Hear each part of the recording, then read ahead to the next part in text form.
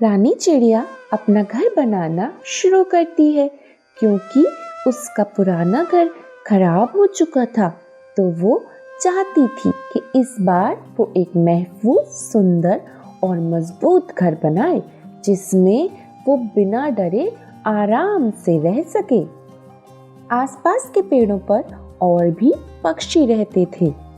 बूढ़ा कौवा कालू, जो दुनिया बहुत देख चुका था और उसे बहुत तजुर्बा भी था।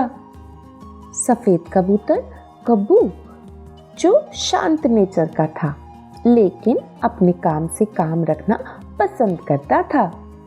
तोता मिट्ठू, हमेशा बोलने वाला और मजाक करने वाला, लेकिन वो ज्यादा किसी की मदद करने में यकीन नहीं रखता था। और वहीं पेड़ों के नीचे रहती थी मुर्गी चंपा, जो थोड़ी डरपोक थी लेकिन वो दिल की बड़ी अच्छी थी। चंपा के 2 बच्चे थे, टीनू और मीनू।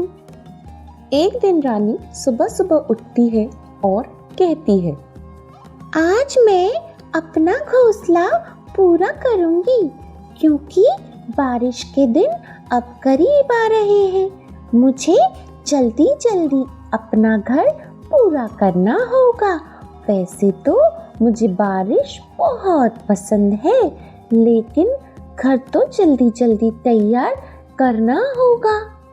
फिर रानी अपना घर बनाने के लिए इधर उधर से सामान इकट्ठा करना शुरू करती है, जैसे लकड़ी, पत्ते और नरम घास इकट्ठा करना शुरू करती है। धूप तेज थी, हवा गर्म थी, पर रानी बिना रुके काम करती रही।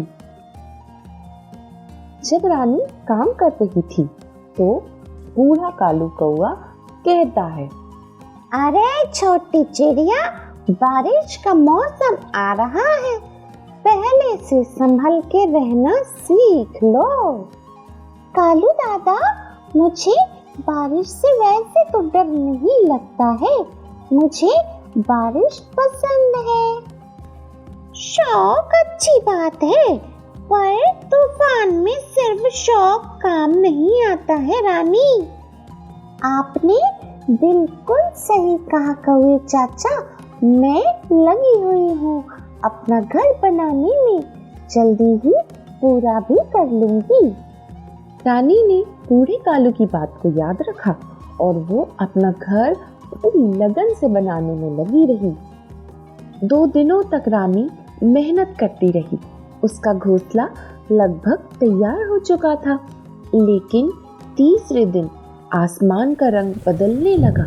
हल्की हल्की हवा तेज होने लगी, बादल घने होने लगे।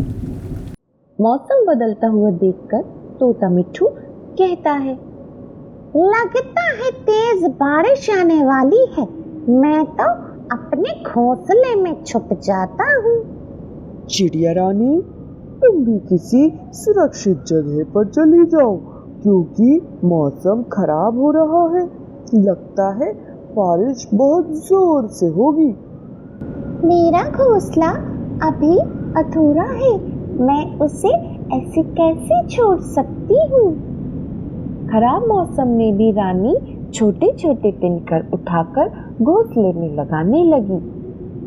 शाम होते होते तेज आंधी चलने लगी, बिजली चमकी, बादल जोर से गरजने लगे और फिर झमाझम भयंकर बारिश शुरू हो गई।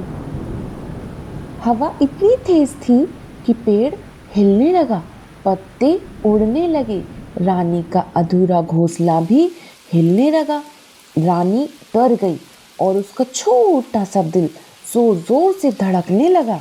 हे भगवान, मेरा घोंसला टूट गया तो मैं कहाँ जाऊंगी। बड़ी मुश्किल से मैंने इतना घोंसला तैयार किया है, अगर ये टूट गया तो मुझे फिर से उतनी मेहनत करनी होगी और अब तो बारिश भी आ गई है। मैं कैसे बना पाऊंगी फिर शुरुआत से घर। फिर बहुत जोर से हवा का झोंका आता है और रानी का अधूरा घर भी जमीन पर गिर जाता है। फिर वो सबसे पहले मिट्ठू के घर जाती है और दरवाजे पर दस्तक देती है।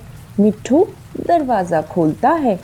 तोता भैया, मेरा अधूरा घर भी गिर गया है और मेरे पास कोई जगह नहीं है, तो आप आज मुझे अपने घर में जगह दे दे तो बड़ी मदद होगी।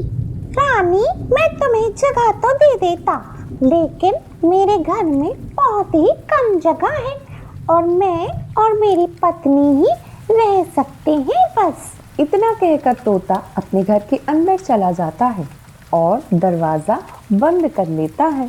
फिर रानी चिड़िया कबूतर के घर जाती है और दरवाजे पर दस्तक देती है।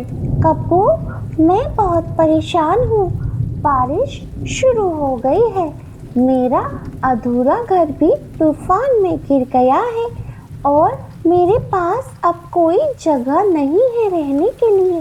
रानी, मेरा घर कमजोर है, मेरी पत्नी और मेरा वजन ही मुश्किल से झेल सकता है। अगर तुम भी घर के अंदर आओगी तो कहीं ऐसा ना हो कि तूफान में मेरा घर भी टूट जाए।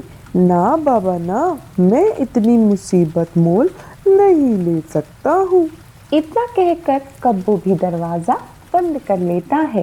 फिर रानी पेड़ के नीचे आ जाती है और कहती है, मैं ऐसी बारिश में कहाँ जाऊँ?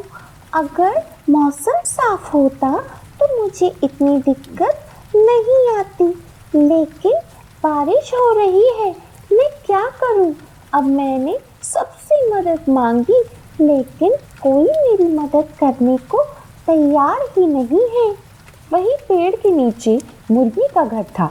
वो अपने घर के अंदर रानी की कही हुई ये सारी बातें सुन लेती है और वो अपने घर का दरवाजा खोलती है और कहती है, रानी, तुम मेरे घर के अंदर आ जाओ, बारिश बहुत जोरों से हो रही है, तो जल्दी जल्दी आ जाओ। रानी घर के अंदर जाती है और कहती है, तुम्हारा बहुत बहुत धन्यवाद चंपा, तुमने मुझे अपने घर में जगह दी है। रानी, तुम शायद भूल गए हो कि कई दिन पहले जब मेरी तबीयत खराब थी तो तुम मेरे बच्चों और मेरे लिए दाना लेकर आए थे, और फिर मैं कैसे तुम्हारी मदद ना करती? तो बताओ। किसी ने बिल्कुल सही कहा है, अच्छे का फल अच्छा ही मिलता है। फिर रानी चंपा के यहाँ 2 दिन निकालती है और जब 2 दिनों बाद बारिश बंद होती है तो रानी कहती है, अब बारिश बंद हो गई है, मैं अब अपना घर फिर से बनाना शुरू करती हूँ। बारिश के दिन आ गए हैं रानी, तुम अकेले बनाओगी तो फिर से पूरा नहीं कर पाओगी और फिर बारिश होने लगेगी। तो चलो, मैं और मेरे बच्चे भी तुम्हारी मदद करेंगे। अगर तुम सब भी मेरी मदद करोगे तो मेरा घर भी बहुत जल्दी जल्दी बन जाएगा और फिर मुझे बारिश के मौसम की चिंता ना रहेगी। फिर रानी, चंपा और चंपा के दोनों बच्चे सब मिलकर रानी का घर तैयार करते हैं और फिर रानी अपने उस मजबूत घर में बैठकर बारिश के मजे लेती है। दोस्तों, अगर कहानी पसंद आई हो तो स्टोरी को लाइक और अपने दोस्तों के साथ शेयर करें और चैनल को सब्सक्राइब जरूर करें। धन्यवाद। मिलते हैं अगली कहानी में।